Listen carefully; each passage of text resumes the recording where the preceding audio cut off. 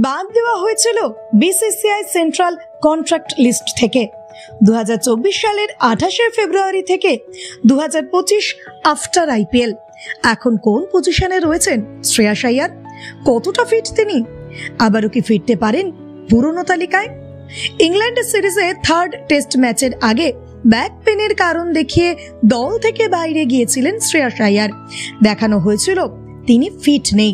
শারীরিক অসুস্থতার কারণ দেখিয়ে ম্যাচ সম্পূর্ণ না করেই মাঝপথেই ছেড়ে দেন এই প্লেয়ার। তবে চিকিৎসক নিতিন প্যাটেল কিন্তু তাকে ফিট বলেই জানিয়েছিলেন। কিন্তু এরই মধ্যে আবার শ্রেয়াসকে দেখা যায় কেকেআর এর ক্যাপ পরে একটা ছবিতে।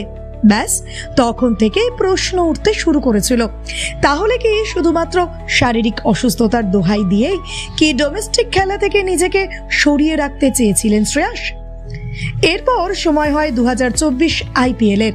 প্রথম থেকে দুর্দান্ত ফর্মে থাকা কলকাতা নাইট রাইডার্স 10 বছরের খরা কাটিয়ে অধিনায়ক শ্রেয়াস আইয়ারের হাত ধরেই ট্রফি জয়ের স্বাদ পূরণ করে। যে শ্রেয়াস আইয়ারকে বিসিসিআই তাদের লিস্ট থেকে বাতিল করেছিল, সেই প্লেয়ারকেই দেখা যায় কলকাতার হয়ে ট্রফি তুলতে। 15টা ম্যাচ খেলে 351 রান করেছিলেন শ্রেয়াস। তার এভারেজ ছিল 39। এই সিজনে শ্রেয়াসের পারফরমেন্স সেরা থাকলেও তার শারীরিক দুর্বলতা কিন্তু নজরে আসছিল। টিমকে জেতালেও তার নিজের শারীরিক দিকে যত্নটা একটু কম হচ্ছিল। এরপর আসে ভারত শ্রীলঙ্কার টেস্ট সিরিজের বিষয়ে। এখানে দলে তো শ্রেয়াস ছিলই, কিন্তু তার পারফরমেন্স একেবারেই খারাপ ছিল। রোহিত শর্মা এই ওয়ানডে ম্যাচে একাই রাজা ছিলেন, কিন্তু ওদিকে 3টে ম্যাচ খেলে মাত্র 38 রান করেছিলেন শ্রেয়াস। যার পরেই কথা উঠেছিল শ্রেয়াসের 4 নম্বরে ব্যাট করার বিষয়টা নিয়ে। এরপর রঞ্জি খেলতে গিয়ে 2024-25 সিজনে 7 ইনিংসে 480 রান করেন শ্রেয়াস। যা দেখে এটা স্পষ্ট হয়ে গিয়েছিল যে শ্রেয়াসকে শুধুমাত্র ওয়ানডে ম্যাচের জন্যই পয়েন্ট করে রেখেছে কর্তৃপক্ষ। আর তখনই শ্রেয়াস বুঝতে পারেন তার পারফরমেন্স যদি আরো ভালো হয় তাহলে বাকি থাকা ফরম্যাটগুলোতেও তিনি ডাক পাবেন। এমনটা ভেবে নিজের ব্যাটিং আরো স্ট্রং করার জন্য গেলেন তার পুরনো কোচ আমিরের কাছে। সেই কোচ শ্রেয়াসের খামতি বুঝে তাকে জোরালো ব্যাটিং এর কিছু টিপস দেন, আর সেটাই কাজ করে যায়।